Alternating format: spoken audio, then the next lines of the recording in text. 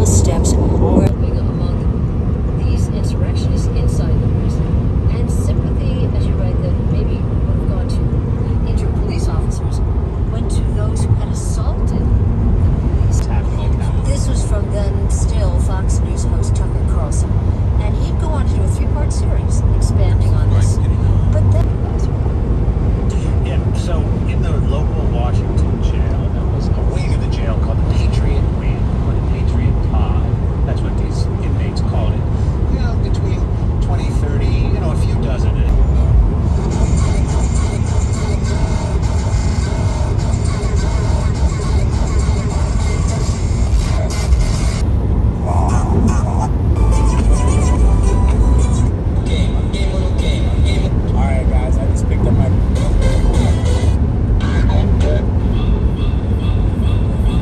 There's a driver from a small...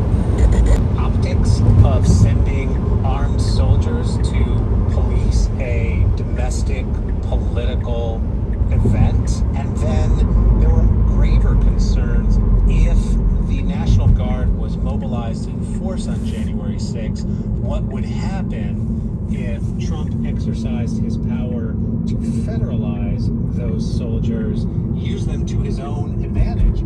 His acting Secretary of Defense at the time said that that would create the largest constitutional crisis really since the Civil War. and one more thing, just recent, and it's not over. You end the report with the story of Philip Sean Brillo, convicted of several misdemeanors on Jan 6. He bragged that we shut it down. He tried to convince his sentencing judge, this is Royce Lamberth, a Reagan appointee, that Lamberth shouldn't blame, and just really wasn't having it.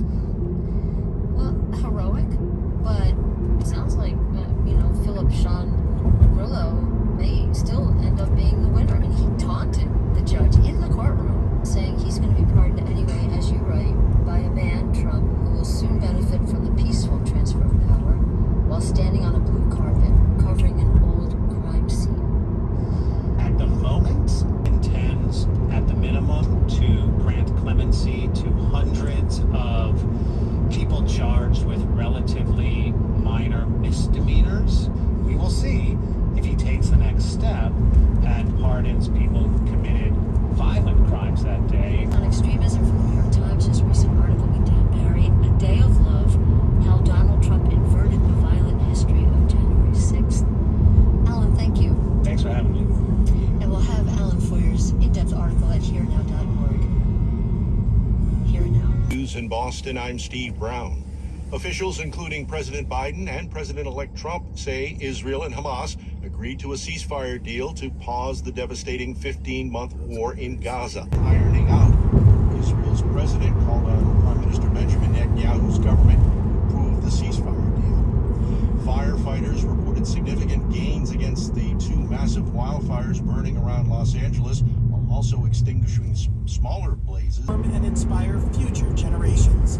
Information about leaving KVCR in your will is at kvcrnews.org/legacy or legacy@kvcr.org. Get tips for enjoying a getaway to Miami. There's so much to Miami beyond the beaches. And appreciate what makes Scotland unique. Time to celebrate Robbie Burns Night. It is a very, very strong cultural identity of being Scottish. When I did dress up as Robert Burns, I was a bit shocked at the attention I got. You are Boston, and from BetterHelp, committed to making mental well-being a priority and offering support in taking on everything life demands, with therapists available to communicate via video, chat, or phone at betterhelp.com/public.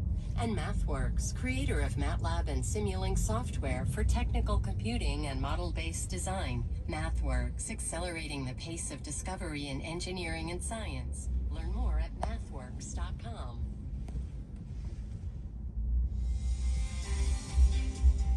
For 91.9 at KVCR News, I'm Sharina Watt.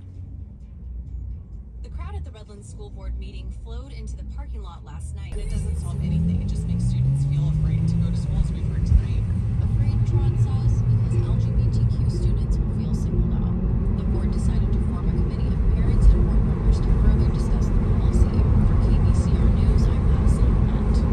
San Bernardino's school board adopted a resolution at their meeting